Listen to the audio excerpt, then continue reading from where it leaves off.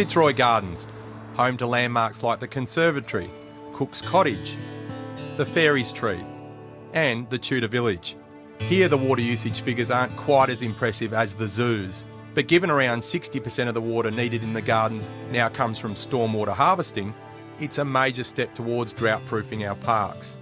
And one that pleases experts like Dr Bryony Rogers from Monash University and the Manager of Urban Sustainability at the Melbourne City Council, Ian Shears.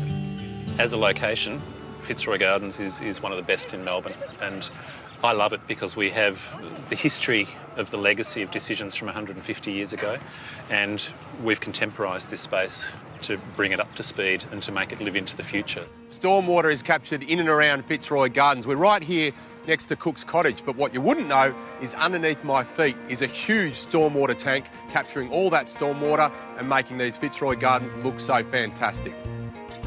It hasn't been here all that long, but you'd never know. The water goes through the biofiltration garden bed, where it soaks through the soil to remove pollutants naturally.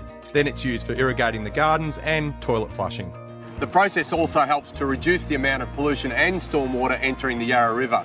It's a healthier situation all round. The millennium drought really brought to the front of our minds that we can't rely on the traditional sources in the way that we have historically. If it doesn't rain, our dams don't fill, and so we need to be creative and innovative in how we can find other sources of water. When it rains, we need to be harnessing that, capturing it and storing it so we can use it when it is a wet period and then save that water in the dam. The change here in Fitzroy Gardens came about because during the 10-year drought, part of the city's heritage suffered when 130-year-old elm trees in the park didn't get enough water. You just have to look at the tree's canopy and see there's very little leaf growth. In fact, sadly, we may lose some of these trees too. And that's why stormwater is so important. So the whole water sector has shifted its thinking, a whole understanding about the importance of fit-for-purpose water, where we need it, when we need it. No matter what the source. Is coming to the fore.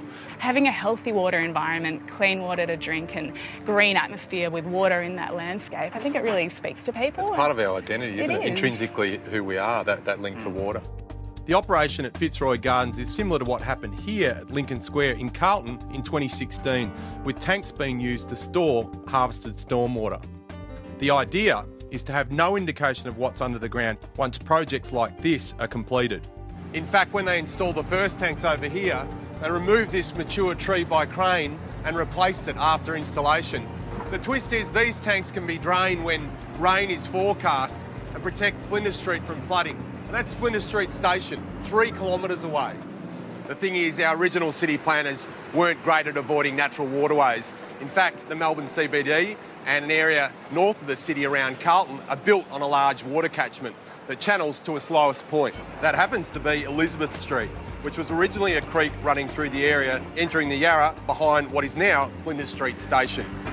And in 1972 and 2010, Elizabeth Street reverted to form with a vengeance. It's an incredible amount of water that we could tap into if we started to invest more in stormwater harvesting.